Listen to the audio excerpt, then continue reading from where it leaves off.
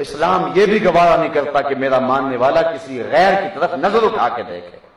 تو جب اونٹ کا گوشت کھانے اور اس کا دودھ پینے اور جو ہے وہ ہفتے کے دن کی تعظیم کے حوالے سے اگر بات ہو تو اللہ اس کو بھی گوارا نہ کرے، تو اللہ کیسے گوارا کرے گا کہ ہم حضرت سیدہ فاطمہ الزہرا رضی اللہ تعالی عنہا کو غلیظ گالیاں دینے والے حقیقت رائے نامی اس بدماش کی یاد میں منعقد کی جانے والی بسنت کی تقریب کو مسلمان اپنے کلچر کا حصہ قرار دے دیں اور اس کو رسم بہاراں کا نام دے دیں اور اس کو جو ہے وہ موسم بہاراں کا نام دے دیں۔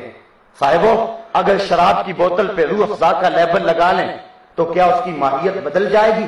یہ اس بدماش شخص کی یادگار ہے جس کو سر زکریا خان نے جو ہے وہ حضرت سیدہ فاطمہ الزہرا کی توہین کی پاداش میں لاہور کے اندر قتل کیا تھا، اور پھر اس کی یاد میں 1 سال کے بعد اس کی برسی کے موقع پر ہندوؤں نے یہ کنچیاں اڑائی تھی، یہ پتنگ اڑائی تھی۔ آج ہم اس بسنت کی تقریب کو اپنے معاشرے کی تہذیب کا جزو لا ینفک سمجھتے ہیں، اور پیلے لباس پہن کے بچیاں اور بچے، لڑکیاں اور لڑکے چھتوں کے اوپر شرابیں پی کے ناچ رہے ہیں۔ یہ کیسا دور آ گیا ہے؟ سوچیں ہم کس نبی کے غلام ہیں؟ سیدہ فاطمہ رضی اللہ تعالیٰ عنہا کون ہے؟ میں نے اس دن عرض کیا تھا کہ قیامت کا دن بھی ہوگا تو آواز آئے گی، یا معاشر الجمع غضوا ابصارکم، او محشر کے اندر موجود لوگوں اپنی نگاہوں کو نیچا کر لو، اس لیے کہ محمد رضی کی بیٹی فاطمہ کی سواری گزرنے والی ہے۔